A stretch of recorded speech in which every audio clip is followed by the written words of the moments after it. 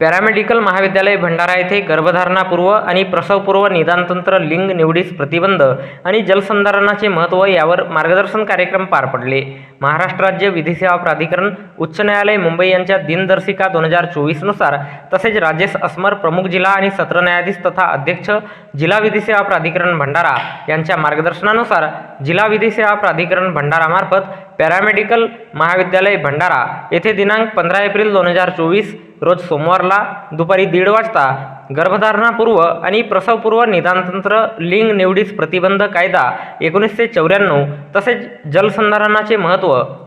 यावर मार्गदर्शन कार्यक्रमाचे आयोजन करण्यात आले होते. सदर कार्यक्रमात बिजू गवारे, सचिव, जिल्हा विधी सेवा प्राधिकरण भंडारा यांनी गर्भधारणापूर्व आणि प्रसवपूर्व निदानतंत्र, लिंग निवडीस प्रतिबंध कायदा 1994 तसेच जलसंधारणाचे महत्त्व या विषयावर उपस्थितांना मार्गदर्शन केले.